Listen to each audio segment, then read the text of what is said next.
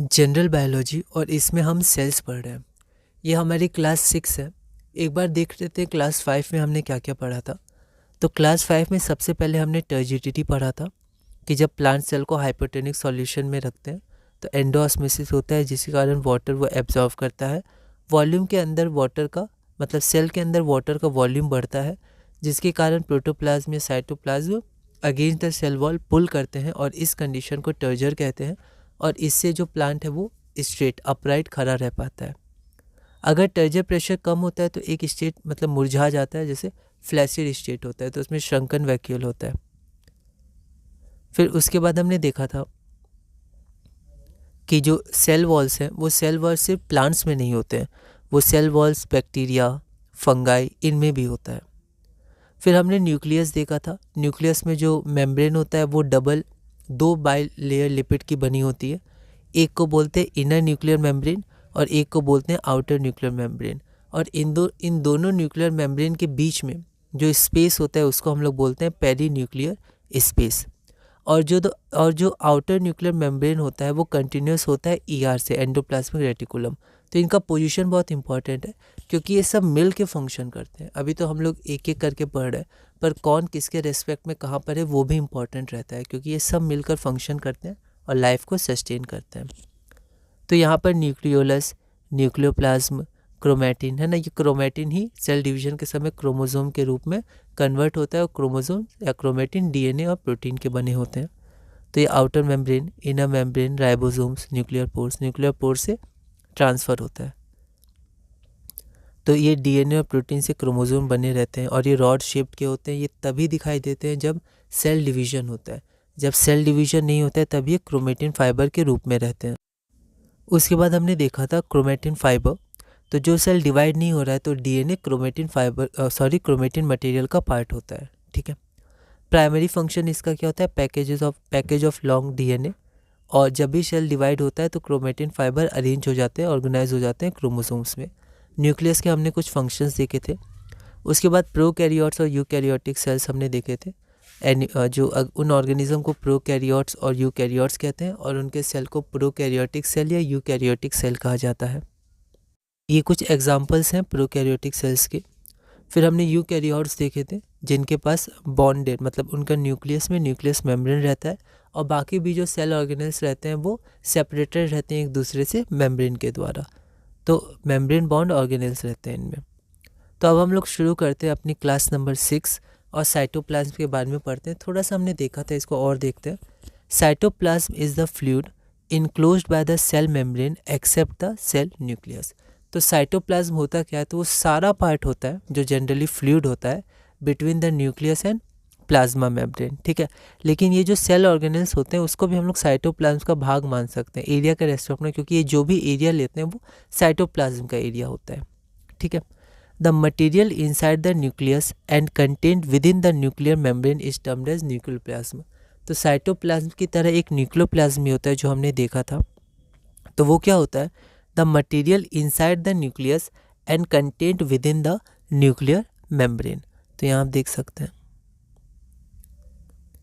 ये जो जितना पार्ट है ये सब न्यूक्लियोप्लाज्म है। तो ये भी एक फ्लूइड जैसा होता है।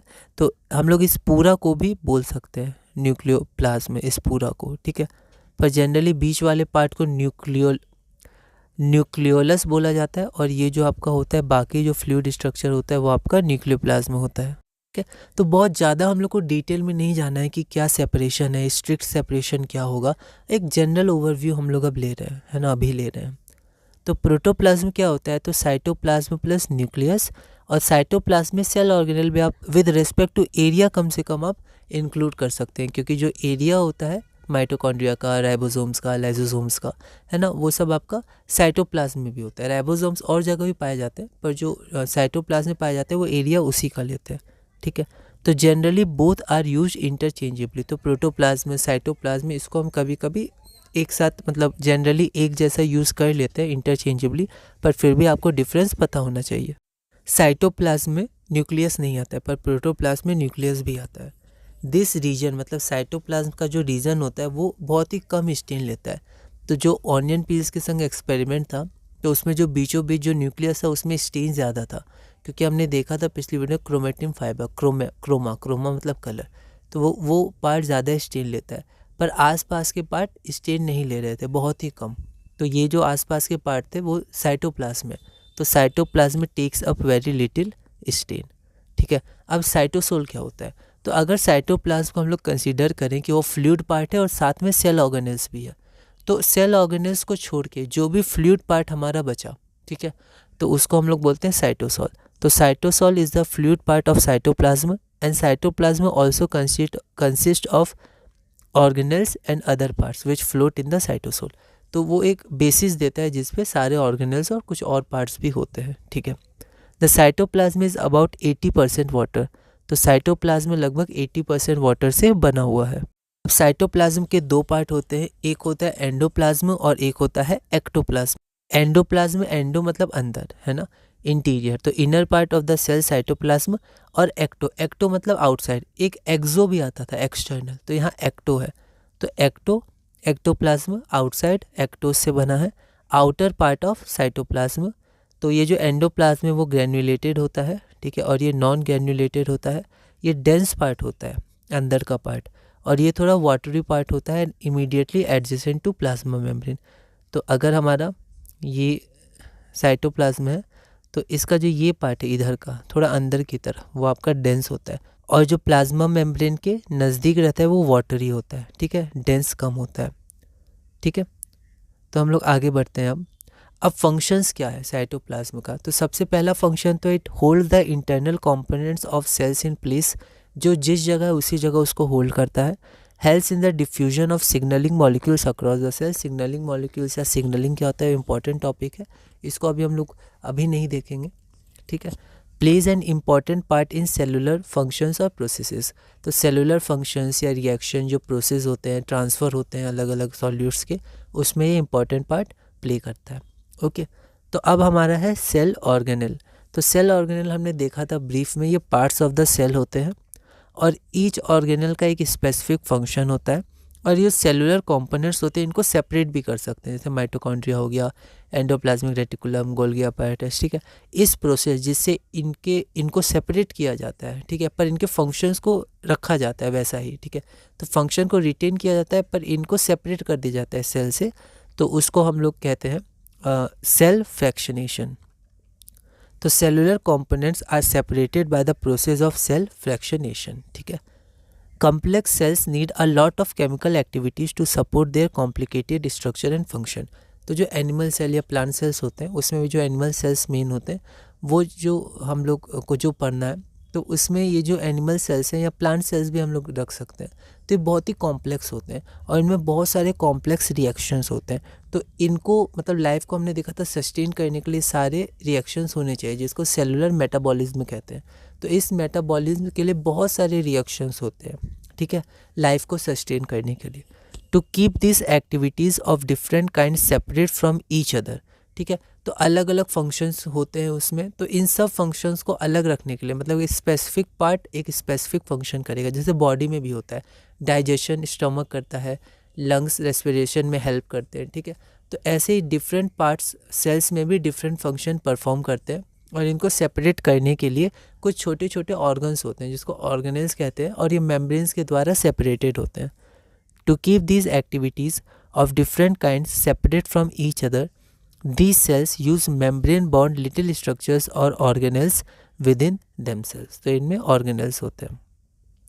Some of these organelles are visible only with the help of an electron microscope. इनमें से जो कुछ ऑर्गेनेल्स होते हैं वो बहुत ही छोटे और स्पेसिफिक होते हैं, ठीक है, डिटेल्ड होते हैं, तो उनको इलेक्ट्रॉन माइक्रोस्कोप से देखा जाता है। The significance of membranes can be illustrated with the example of viruses, ठीक है। अब वायरसेस कैसा होता है, तो वायरसेस क्या होता है, जब वो बाहर होता है, ठीक है, तब वो नॉन लिविंग होता है, पर जब किसी सेल के कांटेक्ट में आता है वो, तो उस सेल की मशीनरी उसकी चीज़ों को यूज़ करके वो एक्टिव हो जाता है। तो the significance of membranes can be illustrated with the help of viruses. Viruses lack any membranes, viruses में मेम्ब्रेन्स नहीं होते हैं, and has do not show characteristics of life, तो उसमें लाइफ का कैरेक्टरिस्टिक्स नहीं होता है। लेकिन when they enter a living body, जब वो किसी लिविंग बॉडी या एनिमल सेल मान लेते हैं उसमें एंटर करते हैं, तो उस सेल की मशीनरी को वो यूज़ करते हैं और लिव हो जाते, मतलब फिर वो लिव करते हैं, है ना। तो पहले क्या होता है, वो लिविंग नहीं होते हैं, ठीक है। लेकिन जब वो किसी सेल में आते हैं तो उसकी मशीनरी को यूज़ करके वो साइन ऑफ लाइफ दिखाते हैं, उनमें लाइफ आती है ना। तो इसलिए मेम्ब्रेन बहुत इंपॉर्टेंट है। Usually organelles are membrane bound but some are non membranous, ठीक है। ज़्यादातर जितने ऑर्गेनल्स होते हैं, चाहे ईआर हो गया, गोल्गी अपैरेटस हो गया, ठीक है, तो ये सब क्या होते हैं, ये सब मेम्ब्रेन बॉन्ड होते हैं, ओके, न्यूक्लियस। लेकिन कुछ जो होते हैं वो नॉन मेम्ब्रेस होते हैं, ठीक है, मतलब उनमें मेम्ब्रेन नहीं पाया जाता है, ये आप ध्यान रख सकते हैं। उसमें से एक तो है राइबोसोम्स, ठीक है, एक है सेंट्रोसोम्स, एक सेंट्रियोल्स, एक साइटोस्केलेटन एट्सेट्रा। तो ये चार आप ध्यान रख सकते हैं। इनमें मेम्ब्रेन नहीं होते हैं, जो आउटर मेम्ब्रेन होता है इनके पास नहीं होते हैं। अब हम शुरू करते हैं अपने सेल ऑर्गेनल्स। तो उसमें से सबसे पहला है हमारा एंडोप्लाज्मिक रेटिकुलम, या जिसको हम लोग ईआर से रिप्रेजेंट करते हैं। Endo plus plasmic plus reticulum, ये बहुत इंपॉर्टेंट है क्योंकि बायो की लैंग्वेज थोड़ी टेक्निकल होती है और जो मेन लैंग्वेजेस होती हैं क्लासिकल लैंग्वेज उनसे डायरेक्ट ली जाती है, ठीक है, जैसे लैटिन हो गई, ग्रीक हो गई। तो एंडो मतलब अंदर, प्लाज्मिक मतलब प्लाज्मिक स्ट्रक्चर, जैसे प्लाज्मा मेम्ब्रेन हो गया, है ना। और जो रेटिकुलम ये होता है रेटी मतलब होता है नेट लाइक स्ट्रक्चर। तो एंडोप्लाज्मिक रेटिकुलम क्या होता है, एक नेट लाइक स्ट्रक्चर होता है इसके ऑर्गेनल को जब देखा गया इस ऑर्गेनल को। A large network of membrane bond tubes and sheets, तो एक लार्ज नेटवर्क में मेम्ब्रेन होता है, membrane large network of membrane bond, क्योंकि इसमें मेम्ब्रेन होता है, ये मेम्ब्रस होता है, तो ट्यूब्स और शीट्स का ऑर्गेनल होता है। अ पार्ट ऑफ ट्रांसपोर्टेशन सिस्टम, हम लोग देखेंगे तो कुछ 2-3 ऑर्गेनल्स मिलके एक ट्रांसपोर्टेशन सिस्टम फॉर्म करते हैं, ठीक है, पर अभी हम लोग इंडिविजुअली पढ़ रहे हैं। तो a part of transportation system of the eukaryotic cell, तो यूकैरियोटिक सेल के ट्रांसपोर्टेशन सिस्टम का ये एक भाग है।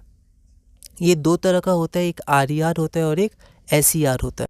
यहाँ पर आर हो गया, तो हो गया एंडोप्लाज्मिक रेटिकुलम, और आर से हो गया रफ, तो आर हमारा हो गया rough endoplasmic reticulum. It looks rough under a microscope because it has ribosomes attach to its surfaces. तो राइबोसोम्स कई जगह पाए जाते हैं, ठीक है, 2-3 जगह। एक तो हो गया एंडोप्लाज्मिक रेटिकुलम के सरफेस पे, और इस सरफेस के कारण इसको ये रफ स्ट्रक्चर बनाते हैं, मतलब रफ सरफेस हो जाता है इनके प्रेजेंस के कारण, इसलिए इसका नाम पड़ा rough endoplasmic reticulum. Ribosome synthesize क्या करते हैं, तो ये प्रोटीन सिंथेसाइज करते हैं। They are the site of protein, ठीक है, तो ये प्रोटीन सिंथेसिस में हेल्प करते हैं, इंपॉर्टेंट इनका रोल होता है। और राइबोसोम नॉन मेम्ब्रेन बॉन्ड होते हैं, हमने अभी देखा। तो they are the site of protein manufacture, ये प्रोटीन को मैन्युफैक्चर करते हैं। The manufactured protein are then sent to various places in the cell depending on the need. Manufacture करने के बाद अलग अलग जगह ये ट्रांसपोर्ट करता है, क्योंकि ट्रांसपोर्टेशन सिस्टम का एक पार्ट है, ठीक है। अगला आता है हमारा स्मूथ एंडोप्लाज्मिक रेटिकुलम, जिसको एस कहते हैं। ये स्मूथ है क्योंकि इसमें राइबोसोम प्रेजेंट नहीं होते हैं। It helps in the manufacture of fat molecules, lipids, है ना, ये हमने देखा क्या होता है, ठीक है।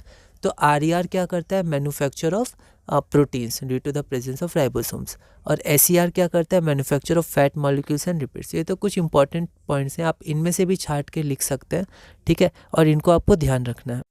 This process is known as membrane biogenesis. तो मेम्ब्रेन बायोजेनेसिस क्या होता है, the process which involves the synthesis of cell membrane with the help of proteins and lipids, ठीक है।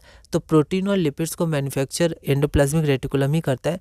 तो ये हेल्प करता है सिंथेसिस ऑफ सेल मेम्ब्रेन को बनाने में, क्योंकि सेल मेम्ब्रेन खुद लिपिड्स और प्रोटीन से बना है।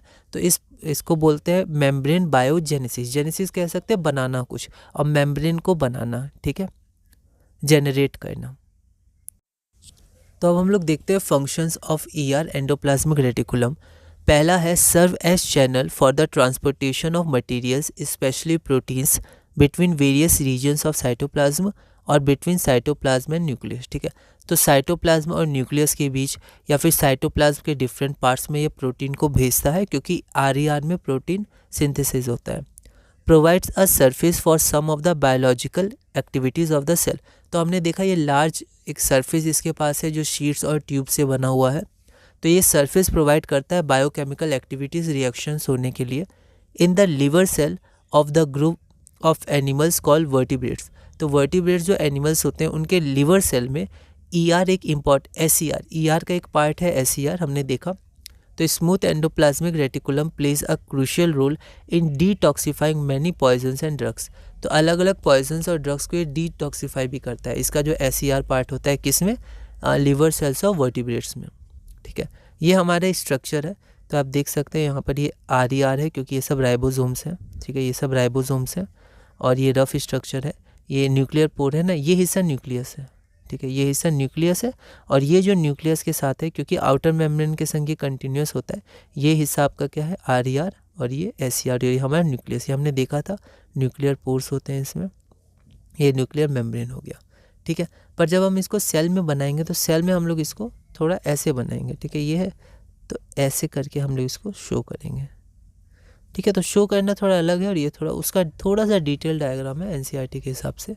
ठीक है, आगे बढ़ते हैं। अगला है हमारा गोल्गी अपैरेटस। गोल्गी अपैरेटस और गोल्गी बॉडीज़, ये बायोलॉजिस्ट के नाम पे पढ़ा है, जो साइंटिस्ट है जिन्होंने इसकी खोज की थी, इसके बारे में बताया था, तो उनके नाम पर ये गोल्गी अपैरेटस नाम पड़ा है। गोल्गी अपैरेटस और Golgi body packages proteins into membrane bond vesicles. Vesicles क्या होते हैं, मेम्ब्रेन बॉन्ड, छोटा सा आप ऐसे गोल सी जगह मान सकते हैं जिसमें प्रोटीन्स को पैक किया जाए, ये पैक करते हैं। ठीक है, तो गोल्गी अपैरेटस और गोल्गी बॉडी या bodies packages proteins into membrane bond vesicles inside the cell before the vesicle are sent to their destination. ठीक है, तो प्रोटीन जो सिंथेसिस होते हैं कहाँ होते थे, RER में होते थे, तो उसको पैक करता है गोल्गी अपैरेटस और फिर भेज देता है अलग अलग डेस्टिनेशन पर। It processes protein for secretion, attaches sugar monomers, मतलब प्रोटीन को फिर ये मॉडिफाई भी करता है, उसमें कुछ चीज़ें अटैच करता है जैसे sugar monomers to proteins as the protein moves through apparatus. तो प्रोटीन जैसे जैसे इसमें मूव करता है, मान लेते हैं ऐसे मूव कर रहा है, तो उसमें अलग अलग चीज़ें वो जोड़ता है, उसको मॉडिफाई करता है, तो प्रोटीन्स को वो मॉडिफाई भी करता है। ठीक है, थ्रू द अपैरेटस, ये गोल्गी अपैरेटस है। ओके, तो इसको हम लोग सेल में ऐसे बना देते हैं। ठीक है, हम लोग देखेंगे इसको अच्छे से। इसका फंक्शन क्या होता है, the Golgi apparatus is a major collection and dispatch station of protein products receive from ER। तो ER के RER में राइबोसोम्स के कारण प्रोटीन का सिंथेसिस होता है, फिर वो जो गोल्गी अपैरेटस वो रिसीव करता है, उसको थोड़ा मॉडिफाई करता है, पैक करता है और भेज देता है। ठीक है, इसलिए इसको पोस्ट ऑफिस ऑफ सेल भी कहा जाता है। जैसे पोस्ट ऑफिस में कुछ आता है और फिर उसमें पैक करके उसमें कहाँ जाना है वो सब थोड़ा मॉडिफाई करके उसको उस डेस्टिनेशन पे भेज दिया जाता है। उसी तरह प्रोटीन आता है ER से इसके पास, ये थोड़ा मॉडिफाई करता है और उसको वेसिकल में पैक करके डेस्टिनेशन पर भेज देता है। Protein synthesized in the ER are packaged into vesicles with which then fuse with Golgi apparatus. Golgi apparatus में फ्यूज़ होते हैं, मतलब उससे गुजरते हैं। These proteins are modified and destined. ठीक है, तो फिर जब वो गोल्गी अपैरेटस में फ्यूज़ होते हैं तो फिर उनको थोड़ा मॉडिफाई किया जाता है, कुछ शुगर मोनोमर ऐड किए जाते हैं, थोड़ा मॉडिफिकेशन होता है उनके साथ। And destine for secretion via exocytosis. तो हमने देखा था एक्सोसाइटोसिस क्या होता था, कुछ चीज़ को बाहर निकालना। एंडोसाइटोसिस सेल के अंदर लेना, तो सब पैक करके उसको सेक्रीशन, अगर सेक्रीशन करना होगा तो एक्सोसाइटोसिस के द्वारा वो सेक्रीट कर देंगे, और अगर सेल में ही यूज़ करना होगा अलग डेस्टिनेशन पे तो अलग डेस्टिनेशन पे भेज देंगे सेल के अंदर ही। ठीक है, अब ये लिपिड ट्रांसपोर्ट में भी यूज़ होता है। प्रोटीन तो होता ही है, लिपिड में भी यूज़ होता है। लिपिड कहाँ सिंथेसिस होता था, तो SCR में, है ना, तो उसको भी ये ट्रांसपोर्ट करता है और ये लाइसोसोम फॉर्मेशन में भाग लेता है। ये भी हमें ध्यान रखना है, ये लाइसोसोम को फॉर्म करता है। आगे हम लोग देखेंगे लाइसोसोम्स। ठीक है, तो हम लोग देखते हैं लाइसोसोम्स। ये हमारा टॉपिक 3 है लाइसोसोम्स। इसको हम लोग थोड़ा सा देखते हैं, फिर इसको अगली क्लास में कंटिन्यू करेंगे। तो उसके पहले देख लेते हैं हाइड्रोलाइटिक क्या होता है। तो हाइड्रोलाइटिक हाइड्रोलाइसिस से बना है, तो ये नाउन है, ये एडजेक्टिव है। तो हमें ऐसे थोड़ा लैंग्वेज पे ध्यान देना है, टेक्निकल होती है बायोलॉजी की लैंग्वेज। तो रिलेटिंग टू और इन्वॉल्विंग हाइड्रोलाइसिस। हाइड्रोलाइसिस क्या होता है, रिएक्शन विद वाटर, वाटर जब बॉन्ड ब्रेक करता है किसी मॉलिक्यूल्स का और प्रोडक्ट बनाता है तो उसको हाइड्रोलाइसिस बोलते हैं। और एंजाइम्स क्या होते हैं, तो एंजाइम्स वो प्रोटीन होते हैं जो कैटलिस्ट की तरह काम करते हैं, और केमिकल रिएक्शन, जो बहुत सारे केमिकल रिएक्शंस होते हैं जो सेल करता है लाइफ को सस्टेन करने के लिए, उनमें ये मदद करते हैं। Almost all metabolic processes in the cell need enzyme catalysis in order to occur at rates fast enough to sustain life। तो एक पर्टिकुलर रेट भी चाहिए, है ना। हमने देखा था कि जो एक्टिव ट्रांसपोर्ट होता है उसके कारण सारे प्लाज्मा मेम्ब्रेन से डिफ्यूज़ नहीं कर पाते, लेकिन एक्टिव ट्रांसपोर्ट के कारण उसको अंदर लाया जाता है क्योंकि वो ज़रूरत होती है लाइफ सस्टेन करने के लिए सेल में। तो यहाँ पर जो लाइफ सस्टेन करने के लिए डिफरेंट केमिकल रिएक्शंस होते थे, तो उसके लिए एक्टिव ट्रांसपोर्ट का यूज़ किया जाता था, क्योंकि पैसिव ट्रांसपोर्ट से बहुत ही समय लगता था और कई मॉलिक्यूल्स तो आ भी नहीं पाते थे, क्योंकि हाइड्रोफोबिक पार्ट होता था वहाँ पर बाइलेयर में। अगर at a rate fast enough to sustain life, बहुत स्लो रेट नहीं होना चाहिए, फास्ट रेट होना चाहिए, तो इसके लिए कैटालिसिस का मतलब कैटलिस्ट का यूज़ होता है। और जो बायोलॉजिकल नेचुरल कैटलिस्ट होते हैं उन्हीं को एंजाइम्स कहते हैं। तो एंजाइम बेसिकली कैटलिस्ट ही होते हैं। एंजाइम्स बने हैं एंजाइमों से, जिसको लिवेंट बोलते हैं। Leavening means the bread rice, तो ब्रेड को राइस करते हैं, तो उसमें एक एंजाइम यूज़ होता था, ठीक है।